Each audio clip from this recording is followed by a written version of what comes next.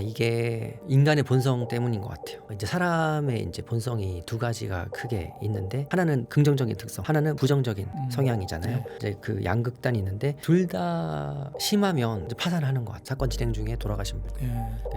그분들이 자연사는 아니죠. 그러니까 참 그 우연찮게 지금 목이 메이는데 네. 2금융권, 3금융권으로 갈아타게 되면서부터는 사실상 빨간불이 켜진 거고 그거는 뭐 이제 물론 그래서 잘 되면 좋겠지만 거의 뭐 이제 시간 문제다. 파산에 이르는 건 이렇게 보고 있습니다. 그리고 회생 파산 하시는 분들 중에 이런 얘기를 들어본 적이 거의 없는데 이제 정말 많은 질문들을 하지만 정말 희귀한 질문이 하나 있어요. 네. 그게 뭐냐면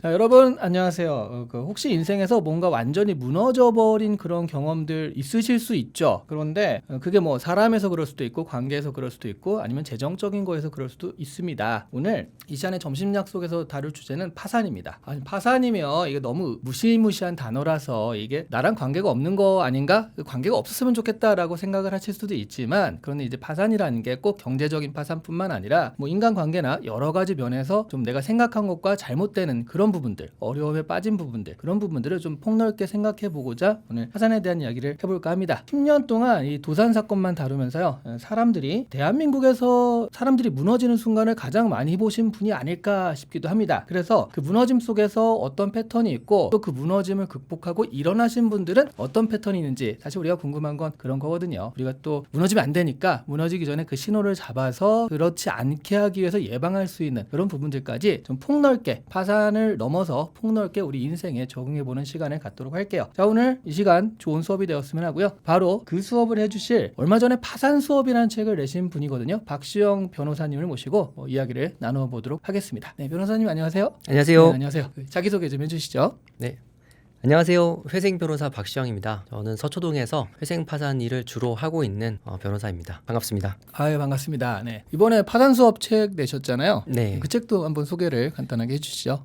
예. 제가 파산 수업이라는 제목으로 책을 냈는데 제가 이제 회생과 파산 일을 하면서 느꼈던 점 그리고 그게 이제 사건을 통해서든 아니면 이 사건을 통해서 제가 얻는 가치관이나 좀 이런 점들이 좀 사람들에게 알려지면 좀 더 저희를 찾아주시는 분들 혹은 이 재무적인 이제 고통 속에 있는 분들이 조금 더 고생을 더 실지 않을까라는 이제 내용을 담아서 책으로 내봤습니다. 그 15년 정도 변호생을 하신 거고 네. 10년 정도는 도산 전문으로 해서 그때부터 지금까지 도산, 파산 이런 쪽 전문으로 하신 거죠. 네. 그럼 맞습니다. 총 몇 분 정도나 만나 보셨어요? 일단은 1000단위죠. 1000단위고 천 단위. 네. 그게 이제 하다 보니까 이제 지금은 회생 파산 일에 집중하고 있는데 그래서 뭐 이렇게 많다면 많고 적지는 않은 것 같습니다. 네. 그렇죠. 네. 네.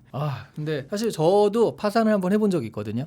그러세요? 그 개인은 아니고 네. 예전에 리트 스터디라고 네. 로스쿨 처음 만들어졌을 때 아. 로스쿨 학원을 저랑 EBS랑 조선일보랑 셋이서 해가지고 만든 적이 있어요. 네. 근데 너무 크게 만들었어요. 아. 교대 앞에 5층짜리 건물로 되게 크게 했는데 근데 로스쿨 알고 계시지만 출원 인원이 10,000명 정도밖에 안 됐거든요. 네. 처음 나왔을 때는 5만 명, 10만 명 된다 해서 했는데 아. 그러다 보니까 1년 하고서 그 규모를 감당할 수가 없어서 딱 이렇게 해체를 하는데 이게 동업이 안 좋더라고요. 그렇죠. 서로 네. 책임감이 나는 아니야 네가 해 막 이러다 보니까 제가 그때 명목상 대표이사여서 이거를 끌고 갈 수도 없고 그래서 네. 그럼 해체시키자. 근데 파산이 제일 낫다. 그 무슨 빚이 있었던 건 아니고 그냥 네. 깔끔하게 해체하려고 맞아요. 파산이 제일 낫다 해서 법원에 가본 적이 있어요. 아. 되게 우울하더라고요. 그렇죠. 그게 죄지어서 가는 것도 아닌데 예, 예. 죄 지은 것처럼 되고 위축되고. 그리고 이제 와서 파산에 대해서 선언을 그런 게 있더라고요. 그래서 네. 오라고 해서 갔는데 저는 되게 법정에서 저만 이렇게 딱 이럴 줄 알았는데 음. 줄을 서 있는 거예요. 줄 서가지고 맞아요. 파산합니다. 확실하죠? 네, 파산합니다. 하고 다음 하면 줄 서가지고 바로바로 들어가서 깜짝 놀랐어요. 이렇게 대한민국에 파산하는 사람이 많은가? 어쨌든 기분이 너무 안 좋고 근데 저는 사실 금전적인 그 손해는 그렇게 있진 않았는데 그게 금전적인 손해까지 돼가지고 개인적인 어려움까지 가시는 분들이라면 진짜 우울한 상황이 아닐까 싶더라고요. 맞아요. 교수님께서 파산하셨다니까 되게 반갑네요. 그래요? 반갑고 그래도 이 제도를 이용을 해보셨으니까 네네. 이제 뭔가 이제 많이 얘기가 될 것 같은데 교수님의 상황은 정말 파산 중에 굉장히 베스트인 네네. 이제 사정이죠. 이제 채무가 물론 어느 정도 있어서 파산의 요건이 됐겠지만 파산 수업이라고 제 책 제목을 지은 것도 이제 파산이라는 단어가 주는 선입견이 있잖아요. 네. 근데 파산은 이제 그 상태를 일컫는 말이기도 하지만 이 일을 하는 저희 입장에서는 이게 그냥 문제를 해결하는 방안 중에 하나인 거거든요. 그리고 파산이란 단어에 항상 숨어서 따라다니는 것은 면책이거든요.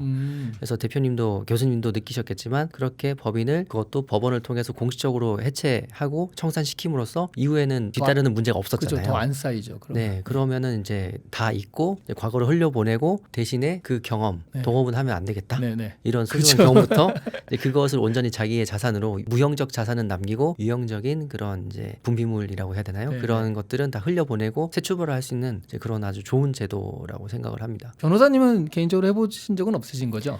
저는 제 책의 서두에 네. 밝혔는데 이제 저도 면책을 받은 적이 있어요. 어. 저는 이제 회생이나 파산을 한 건 아니고 저희 부친께서 이제 빚을 많이 오랜 투병 끝에 빚을 많이 남겨두고 돌아가셔가지고 그 빚을 이제 제가 그때는 그래도 법대생이었거든요. 네. 그래서 한정 승인을 제 손으로 저와 제 동생 것을 해가지고 그래서 이제 면책 효과를 받은 적이 있습니다. 아, 그러니까 나는 재산도 안 받겠지만 빚도 안 받겠다. 네. 관계 없다. 딱 해가지고 하는 그쵸. 그런 제도죠. 재산도 없지만 네. 어쨌든 재산 없으니까 빚이라도 네. 이제 받고 싶지 않아요. 네. 살려주세요라고 했던 거죠. 그게 사실은 법대생이었으니까 그게 어떻게 되는지 정확하게 모르는 상태에서 이걸 신청했을 때 이거 잘못되면 어떡하지라는 그 불안감도 되게 있으셨겠어요. 맞아요. 정확해요.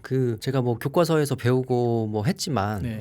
그렇다고 해서 이 상황을 누구한테 물어볼 수 있는 것도 아니고 제가 뭐 대리인을 선임할 자격이 있었던 것도 아니고 그래서 뭐 교과서에서 본 거대로 이렇게 작성해서 제출을 했는데 뭐 긴가민가 했죠. 긴가민가 하고 했지만 또 이렇게 우리나라 사법세 시스템이 되게 잘 돼 있더라고요. 그렇게 아까 법원에 가셨던 네. 그 말씀하셨지만 근데 그렇게 줄 세우는 것도 어떻게 보면 비인간적이지만 네. 또 다르게 보면 굉장히 효율적인 거거든요. 그렇죠. 미리 서면으로 조사는 다 해놨고 네. 그게 이제 누구는 봤을 때 그 얘기만 들었을 때 그렇게 사람들이 많은데 그냥 그렇게 자판기처럼 뚝딱뚝딱 만들어낸다고 네. 하지만 이미 서면 검토와 이제 그런 요건에 대한 조사는 이미 다 끝내고 그날은 대면에서 확인하는 도장 찍는 날인 거잖아요. 그리고 은근히 위로가 돼요. 네. 나뿐만이 아니구나. 그죠. 비슷한 사람들이 이렇게 많구나. 맞아요. 나만 이렇게 어려움을 당하는 게 아니구나. 이런 거를 눈으로 보게 되니까 살짝 위로 효과도 있더라고요. 맞아요. 그 의뢰인분들도 똑같은 얘기를 하세요. 네. 이제 법인 파산을 하셨지만 이제 개인 파산, 개인 회생 하시는 분들도 법원에 꼭 한두 번씩은 가시는데 얼마나 무섭겠어요. 네. 근데 이제 가면 사람들이 일단 많이고 한 사람 한 사람한테 집중하는 게 아니다. 그래서 다녀오시면 안다라고 이제 말씀드리고 이제 다녀오시면 실제로 이렇게 금방 끝나는 거였구나. 맞아요. 그리고 똑같이 네. 나만 이런 게 아니구나.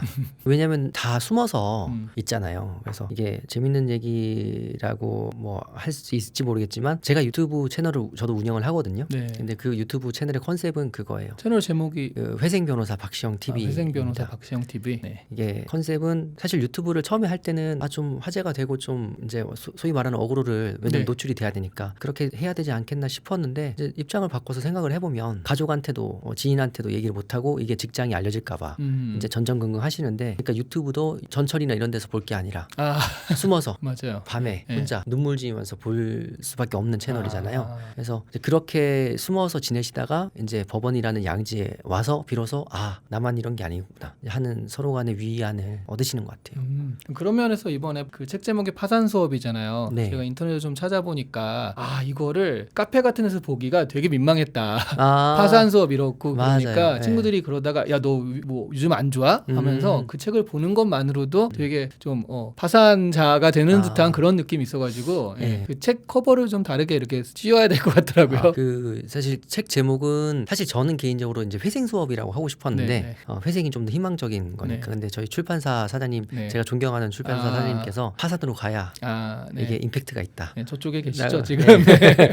임팩트는 확실해요. 네. 네. 그래서 저도 뭐 공감하는 바고 네. 그렇게 생각하니까 겉표지를 해가지고 이걸 빼면 글자가 아무것도 없는 그런 책으로 해도 좋았을 것 같다는 생각도 들지만 근데 표지를 굉장히 신경 써서 해주셨어요. 네. 그 제목도 그렇지만 표지도 보시면 튜브 맞아요. 모양의 네. 그 전반적으로 녹색이 제가 좋아하는 색이기도 하고 이제 새로운 시작 출발 그리고 이제 신호등에 녹색불이 들어오면 이제 안전하게 건너도 된다 이런 뜻이잖아요. 그런 뜻을 이제 담고 있거든요. 그래서 녹색 바탕에 튜브를 해가지고 튜브, 네. 좀 이제 구조를 할 수 있는 믿고 맡길 수 있는 그런 느낌을 주려고 했습니다. 굉장히 그 뭔가 정성과 의미가 많이 들어간 그런 표지였네요. 저는 이제 네. 회생만 생각합니다. 근데 이렇게 수백 건의 사건을 막 보고 계시면 네. 일종의 좀 패턴 같은 것들이 보일 것 같기도 한데 근데 사람들이 분들이 뭐 이렇게 어쨌든 좀 안 좋아진 상태에서 오잖아요. 네. 그 제일 마지막까지 오시는데 그분들이 그때 이거를 멈췄어야 해. 특히 이제 사업하시거나 그러신 분들이 그때 이거 좀 멈췄어야 해라고 하는 그런 부분들이 있는데 그걸 안 멈추고 가다가 결국 파산까지 가게 되잖아요. 맞습니다. 지점들 왜 그런 지점들에서 자기들이 절제를 못할까요? 이게 인간의 본성 때문인 것 같아요. 네. 결국은 이제 특히 법인 파산 아까 얘기하셨으니까 네. 이제 법인 파산 하시는 대표님들의 공통점은 많은 경우 가수금이 있어요. 그 가수금이 이제 본인의 개인 자산을 법인에 투입하는 경우, 그리고 더 심한 경우는, 더 안타까운 경우는 가족들, 친지들 이제 돈까지 투입하는 경우. 전세보증금까지 다 들어가 있는. 그렇죠. 네. 정말 그 평생을 사업을 했는데 네. 돌이켜 보면 남은 거 하나 없이 이제 법인에 다 투입한 경우인데, 이게 이제 사업이란 게 사람의 운명도 그렇지만 이제 사업이란 게 계속 부침이 있잖아요. 네. 그리고 흐름도 있고. 그런데 이게 분명히 잘 될 때가 있었죠. 음. 있었겠죠. 그래 잘 될 때가 있었는데 그 기준을 가지고 계속 이제 이때만 버티면 해결될 거야. 지금 잠시 위기일 뿐이야라고 하는 거죠. 그런데 그게 뭐 복잡다기한 사회에서 변화하는 이제 현상을 이제 사실 보기는 개인이 그 안에 주관적인 개인이 보긴 힘들고 좀 외부의 시선에서 객관적으로 좀 조언을 받거나 해야 되는데, 사실 그거는 이제 범인, 평범한 사람들이 하기는 힘든 것 같아요. 근데 이제 사람의 이제 본성이 두 가지가 크게 있는데, 하나는 긍정적인 특성, 하나는 부정적인 성향이잖아요. 네. 이제 그 양극단이 있는데 둘 다 심하면 이제 파산하는 것 같아요. 네네. 긍정적인 거는 그래도 잘 되겠지 이렇게 하다 뭐 될 거야라고 해서 안 풀리는 경우는 이해가 되는데 네. 부정적인 경우도 파산이 되나요? 부정적인 경우는 이제 계속 뭔가 안 풀리는 거죠. 그거는 개인 파산에 많아요. 그냥 자기가 예. 개인적으로. 네네. 예, 그게 뭐 선천적일 수도 있고 뭐 후천적으로 계속 불운이 겹쳐서 그럴 수도 있고. 네. 그런데 이제 이런 이제 부정적인 태도는 이제 아무래도 네. 이제 그분이 혼자일 수밖에 없고, 사람이 사람과 부대끼면서 살 수밖에 없잖아요. 지금은 뭐 자기가 쌀지어서 농사할 것도 아니고 이제 그럴 수밖에 없는데, 결국은 그러면은 이제 경제적인 판에 올라가기가 좀 쉽지는 않은 것 같아요. 그리고 이제 얘기를 하다 말았지만 법인 대표님들은 이제 긍정적인 성향도 분명히 있죠. 그러니까 사업을 했고 읽었고 이제 식솔들도 자기가 꾸렸을 것이고 한데, 이게 또 그러면서 동시에 책임감도 강해요. 그러다 보니까 좀 어렵고 이러더라도 사실 그때 침몰하는 배에서 이제 자기가 탈출하면 예. 좋았을 것을, 뭐 퇴직하는 직원들 퇴직금, 뭐 임금 이런 거 당연히 뭐 챙겨줘야 되는 거지만 네. 이제 그런 거 저런 거 뭐 거래처나 이런 것들을 다 너무 끌어안고 심지어 파산을 결심하고 오셔서까지 이 거래처는 손실이 없게 해야 되는데요. 이런 말씀들을 하시거든요. 이제 그런 걸 보면서 참 대표로 살기가 녹록지 않기도 하지만 이런 착한 성향마저, 네. 사람들이 이제 그 긍정적으로 평가하는 성향마저 너무 강하면 네. 이제 힘들어지는구나라는 생각을 하죠. 그분들이 착한 것도 있고요. 또 하나는 지금은 내가 이렇게 힘들더라도 다음에 다시 일어서리라. 그러니까 내 지금 신뢰 평판 그리고 거래처 이런 것들을 어느 정도 유지하고 싶다라는 그런 것도 있는 것 같아요. 맞아요. 네. 네. 그래서 다음 해를 생각했을 때 뭐 이대로 무너지면 안 돼. 뭐 이런 것들 때문에라도 지금 깔끔하게 정리한다.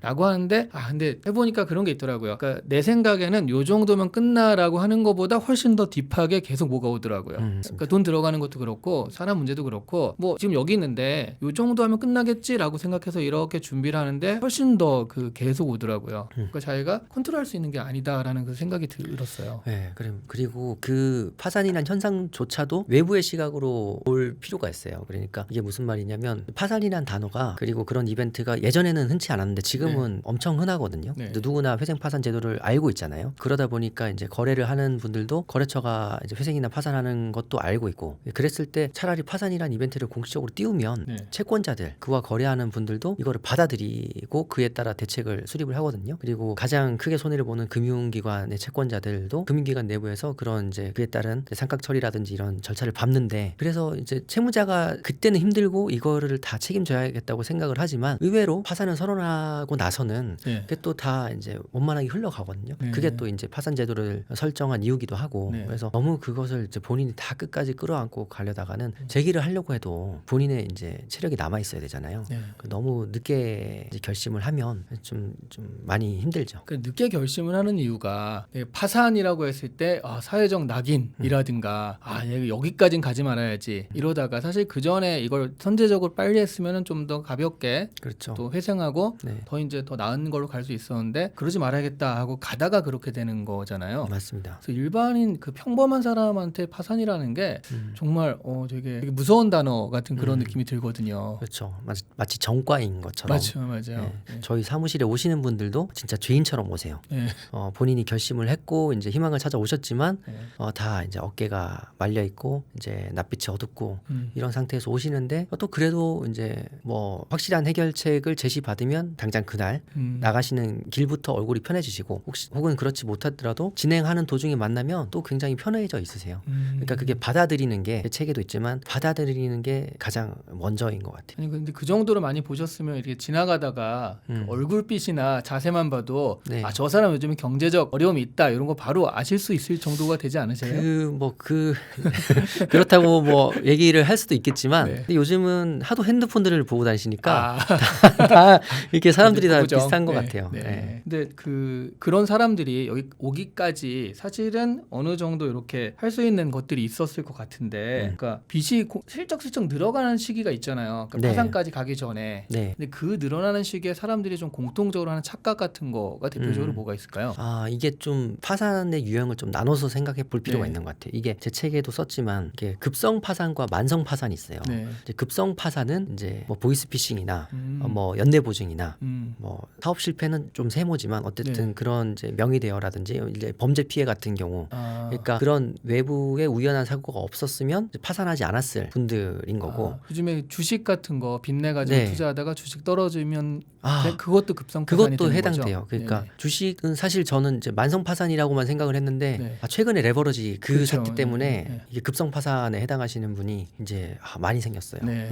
사실 이게 좀 사이드 얘기긴 하지만 국가에서 승인을 해줬는데 네. 그래서 그게 뭐 시장에 정상적으로 거래되는 상품인데 그걸 해서 갑자기 만져보지도 못한 돈이 이제 수십억 수백억까지 채무가 늘어난 분들이 계시거든요. 네. 근데 이제 그래가지고 어렵사리 회생을 이제 신청을 하면 이제 심지어 회생법원에 계신 분들도 이거는 좋지 않게 보는 거예요. 근데 이게 그런 상품을 그럼 승인해주지 말지. 그 나라가 해도 된다고 했는데 잖아요. 그 심지어 도박이나 이런 것도 회생을 해주면서 네. 그러니까 좀 이게 뭔가 갑자기 급하게 이제 생긴 변화다 보니까 그렇죠. 좀 이런 좀 충격이 있는 것 같고 네. 이제 그 말씀하신 이제 그런 주식이나 이런 것들도 이제 최근에 이런 상황에서는 이제 급성 파산이라고 네. 할 수 있겠네요. 그리고 이제 그 급성 파산인 경우는 뭐 갑자기 징후가 나타나든지 이런 거는 이제 보기 힘들고 대신에 그런 분들은 대책을 빨리 찾아서 빨리 해결하시면 그만큼 예후도 좋아요.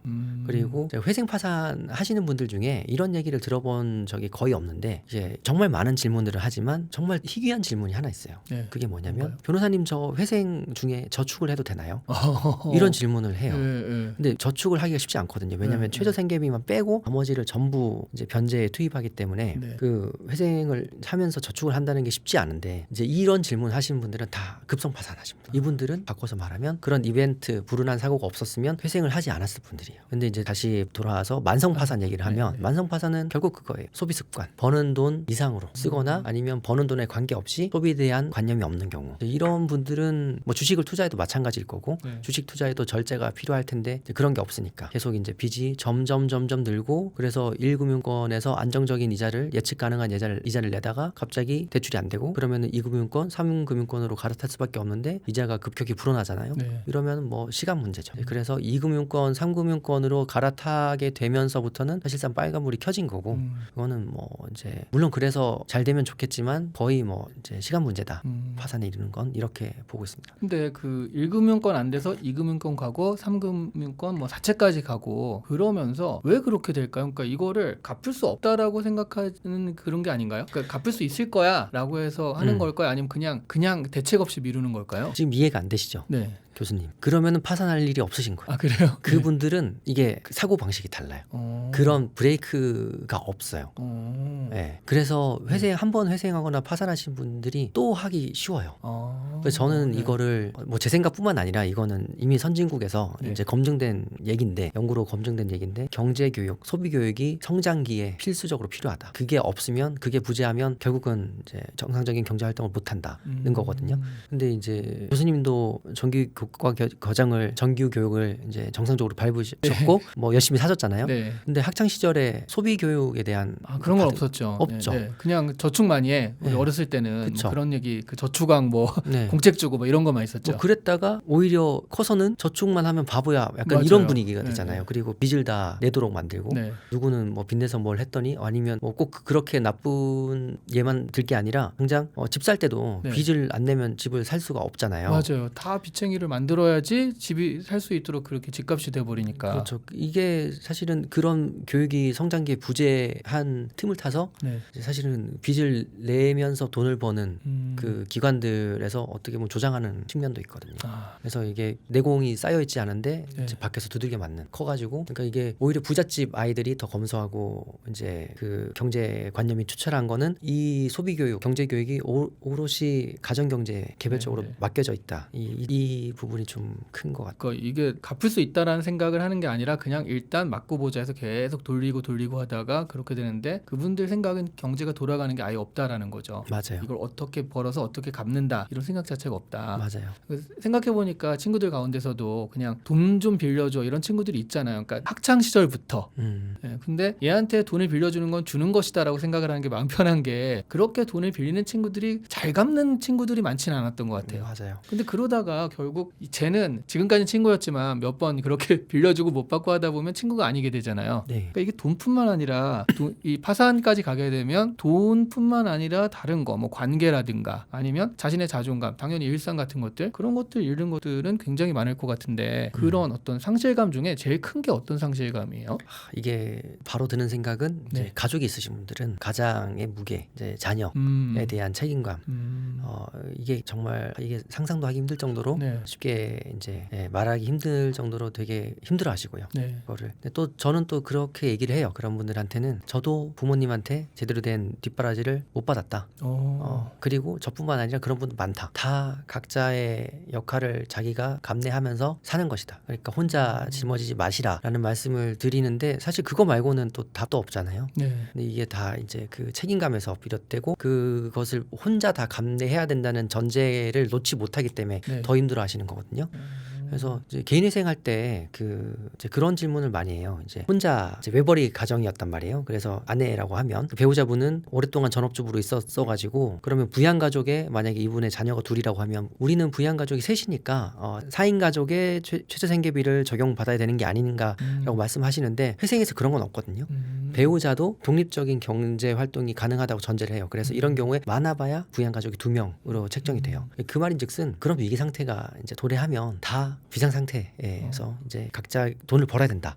이런 걸 전제하고 있거든요. 그래서 회생도 그렇게 전제를 하고 있고 그 억눌렸던 책임감을 좀 내려놓으시는 게 필요한 것 같아요. 그리고 이제 가장의 얘기가 그렇다고 하면 이게 있어요. 사람이 이제 안정을 얻는 거는 예측 가능한 미래가 있을 때 안정을 얻고 그 예측 가능한 미래는 이제 희망에서 비롯되거든요. 네네. 근데 그게 그냥 막연한 희망이 아니라 이제 근거가 있는 희망. 네. 그런데 이제 빚이 점점 늘어나다가 이제 계속 돌려막기를 해야 되면 네. 이제 희망이 안 보이잖아요. 미래가 안 보인단 말이에요. 그런데 그래서 힘들어하죠. 이제 출구가 보이지 않는 어두컴컴한 데 있다가 이제 회생을 하게 되면 그때 뭐 빛을 본 것 같다라는 말씀들도 많이 해주시는데 회생 뭐 파산도 마찬가지지만 회생을 하게 되면 본인이 갚아야 될 금액이 정해지고 이게 그리고 갚아야 될 금액과 갚아야 될 기간이 정해져요. 네. 그러면 사람은 물론 빠듯하겠지만 여기서 미래를 계획을 세울 수 있는 거예요. 여기서 되게 안정을 찾거든요. 그래서 그 돌려막기 상태에서 빚에 계속 쫓기고 이러면은 그 희망이 없다는 것에서 굉장히 힘들어하시는 것 같아요. 그 말하자면 이게 되게 희망이 없고 캄캄한 곳에서 어쨌든 제도적으로 네. 회생이라는 제도를 통해 가지고 이거 힘들면 요 정도만 하면은 일단 요 부분은 내가 면제를 해줄 테니까 새 출발할 수 있게 도와줄게. 네. 그 제도가 작동을 하는 거잖아요. 그렇죠. 그 제도가 작동해서 좀 그 본신 분 중에 야, 저 사람은 되게 힘들 것 같은데 정말 제도가 잘 작동해서 회생에 성공했다. 그러신 분 혹시 있으면 대표적인 사례만 하나 알려주세요. 네, 그런 사례는 사실 너무 많아서 네. 왜냐면은 회생이란 제도 자체가 파산도 뭐 비슷하지만 일단 신청하면 거의 일주일 안으로 이제 포괄금지라는 이제 명령이 나오거든요. 네. 그게 뭐냐면은 채권자들이 이 사람한테 빚독촉하지 말고 추심하지 말고 강제집행도 하지 마라라는 거예요. 그러니까 이제 우산이 씌워지는 거예요. 네, 네. 그러니까 그렇게 우산만 씌워지면 평온한 일상으로 돌아가니까 다들 이제 금세 평온해지시고 내가 이렇게 살아도 되나라고 싶을 정도로 이제 그 변화를 체감하시는데 이제 그런 이런 상황에서 최근에 본 중에 인상 깊었던 분은 이제 이분은 이제 법인 회생과 일반 회생을 같이 하시는 분인데 계속 그렇게 이제 허덕이면서 업체도 그렇고 자기 가정도 그렇고 허덕이면서 이제 해오시다가 이제 어렵사리 일반 회생을 들어갔어요. 네. 이런저런 이벤트가 있었는데 어찌됐든 정리를 해가지고 이제 회생을 들어갔는데 이분이 정말 죽을 생각까지 하셨던 분이거든요. 그리고 회생을 들어갔어도 이분은 좀 힘들었었어요. 왜냐하면은 이제 좀 복잡한 상황이 있었어가지고 그래서 이제 회생을 들어가도 그 이제 당장에 체감되는 변화가 있었지만 그거 외에도 해결할 문제들이 많아서 힘들어하셨는데 이분이 이제 나중에 이제 하셨던 말씀이 기억이 나요. 그 중간에 너무 힘들어하시고 연락도 안 돼서 걱정돼서 제가 찾아갔었거든요. 네. 딱 작년 이런 네. 오늘같이 이렇게 37도 막 이럴 때 더울 때. 만나고 왔는데 저녁쯤에 만났는데 어디 갔다 오셨냐고 하니까 얼굴이 뻘거우신 거예요. 그래서 어디 갔다 오셨냐고 하니까 뛰고 왔대요, 한강에서. 그래서 이 날씨에 뛰면 큰일 아니냐 했더니 안 그래도 뭐 재난 문자 계속 오고 뭐 하는데 가만히 있어도 죽을 것 같아서 이래 죽나 저래 죽나 매한가지다 라고 해서 한강을 뛰고 왔다는 거예요. 그래서 그런데 그분이 결국은 이제 사태가 일단되고 회생도 이제 잘 해결돼서 지금 굉장히 편안해지셨거든요. 이분도 책을 내셨어요. 그래서 그래요? 그런 경험담을 이제 계속 시리즈로 내고 계신데 이런 분들이 이제 계속 만나니까 저는 사실 이게 정말 기적 같은 제도다. 이게 이 제도를 그리고 너무 늦지 않게 활용하시면 참 좋겠다라는 생각을 계속 하고 있죠. 근데 그분 같은 경우는 제가 이제 뭐 인터뷰를 하다 보니까 우울증을 극복하셨던 분들 인터뷰도 해보니까 거의 공통적으로 얘기하는 게 우울할 때 뛰는 게 제일 좋다. 맞아요. 나가서 운동을 해라. 그분은 운동을 하신 분이니까 운동을 하실 정도로 어쨌든 의지가 좀 있으신 분인 것 같아요. 근데 사실은 여기까지 왔는데 의지가 아예 없으신 분들도 있을 것 같고. 맞아요. 그러니까 변호사로서는 그런 분들을 도와드리는 게 제일 힘들지 않을까 싶기도 하거든요. 맞아요. 이분은 의지가 있었어요. 그리고 있을 수밖에 없는 환경이 자녀가 있었어요. 물론 자녀가 있다고 해서 뭐 모든 분이 의지를 갖고 가는 건 아니지만 그리고 이분도 약물에 도움을 받았어요. 정신과를 다녔거든요. 그래서 그런 것도 물론 의지의 발현이겠지만 정말 의지가 없는 분들이 제일 힘들고 정말 그런 속담 있잖아요. 이제 하늘은 스스로 돕는 자를 돕는다. 본인의 의지가 없으면 옆에서 아무리 좋은 해결책을 제시해주고 해도 방법이 없어요. 본인의 의지 그 가장 이제 많이 만나는 이제 안타까운 대표적인 사례가 가족분들이 이분을 데리고 오는 거예요. 채무자를 데리고 와요. 가족분들은 이 채무자가 이 당장 회생을 해야 된다는 걸 너무 잘 알고 있고 그래서 이제 수소문해서 이제 사무실을 찾아와서 이미 해결책도 다 솔루션도 다 받았어요. 그리고 법률 비용도 문제가 안 돼요. 가족분들이 도와주니까. 그런데 본인이 의지가 없어요. 이런 분들은 옆에서 설득해서 끌고 가서 신청을 해도 그 절차를 이어가지 못하고 왜냐하면 법원에라도 나가야 되는데 그것도 하지 않는 거예요. 그러면은 또 똑같은 일이 반복될 수밖에 없어요. 이게 진짜 안타까운 답이 없는. 그 의지가 없는 게 자존감이 무너져서 그런 걸까요? 아니면 이거는- 희망이 아예 없어서 그런 걸까요? 이거는 병인 것 같아요. 이거는 저희 영역도 아니고 그 정신과적인 그쪽의 문제인 것 같아요. 우울증에 오히려 가까운. 그렇죠. 그러니까 만나신 분 중에 좀 결국 좋게 된 분도 있지만 안 좋게 되신 분도 또 많을 것 같은데 변호사님도 어쨌든 클라이언트가 좀 안 좋게 되는 그런 모습을 보면 변호사님도 좀 우울하실 것 같아요. 그렇죠. 우울하죠. 몇 분 계세요. 이제 사건 진행 중에 돌아가신 분. 그분들이 자연사는 아니죠. 그러니까 참 우연찮게 지금 목이 메이는데 그런 일이 힘들죠. 얼마 전까지 저랑 마주보고 이야기하셨던 분이 그리고 저희가 봤을 때는 이대로 하면 될 것 같은데라고 하는데 저희가 느끼는 게 뭐 그분이 느끼는 거 같지는 않을 테니까. 그런 선택을 하시는 분들이 있어요. 그 우울함에 결국 잡아먹히신 분들인데 그런 분들은 진짜 뭐 그러니까 보통 우울증 계신 분들한테는 그래서 운동을 하세요라고 하지만 이건 사실 그런 문제가 아니잖아요. 그래서 죄송합니다. 말씀 끊어서 괜찮아요. 운동 얘기를 해서 그런데 저는 그래서 운동을 하는 것도 사실 우리 같은 사람도 의지를 갖고 살지만 운동을 자주 하는 게 쉽지 않잖아요. 보통 의지가 필요한 게 아닌데 운동을 하면 제일 좋지만 그게 쉽지 않다는 걸 저 스스로도 알기 때문에 저는 게임하라고 그래요. 게임 같은 경우는 굉장히 쉽게 몰입할 수 있잖아요. 왜 이런 얘기를 하냐면 자기가 처한 그 불운한 상태 이게 해결이 쉽게 금방 안 되는 상황에 계속 몰입하기 때문이거든요. 이거를 벗어나야 돼요.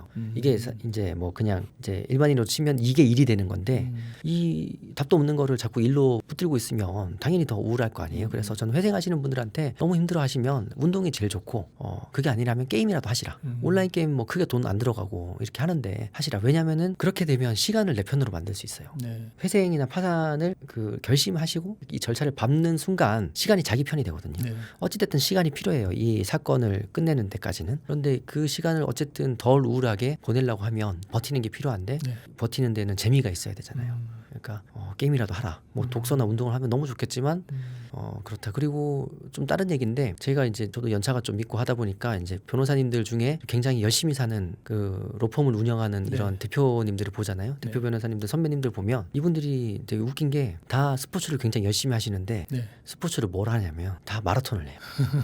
자기와의 싸움. 네. 그래서 아니 그냥 맨날 그렇게 하시면 힘들지 않냐. 그리고 그 그냥 어느 정도 머릿속이 복잡하면 걸으면 되지 않냐라고 네. 하면 걸으면 생각이 더 나서 안 된대. 어, 그러니까 자기가 죽을 정도로 숨이 턱에 차고 막 죽을 것 같아야 생각이 안 나고 그래야 자기도 버틸 수 있다는. 그러니까 이게 약간 양극단이지만 결국은 비슷한 것 같아요. 맞아요. 그 하루키가 달리기로 되게 유명한 달리기 좋아하는 유명한 사람인데 그 기자들이 달리기 할 때 무슨 생각하냐고 그러면은 아무 생각이 안 나는 게 정상이다. 그냥 빨리 끝났으면 좋겠다.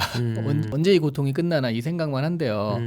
그러기 위해서 달린다 그러더라고요. 네. 그러니까 생각을 싹 비워내고 싶어서. 그래서 비슷한 것 같습니다. 파산은 현상이고 그 뒤에 따르는 면책이 해결 방법인 거죠. 지극히 계산적인 배경에서 도입된 게 회생파산 제도예요. 자본주의를 사는 우리는 굉장히 정신을 바짝 차려야 돼요. 그 사람의 차이는 누구나 느낄 수 있는 그 사람의 분위기인 것 같아요. 그 삶에 대한 의지. 그런 게 보이는 두 발을 땅에 딛고 살아야 된다. 이런 말을 많이 해요.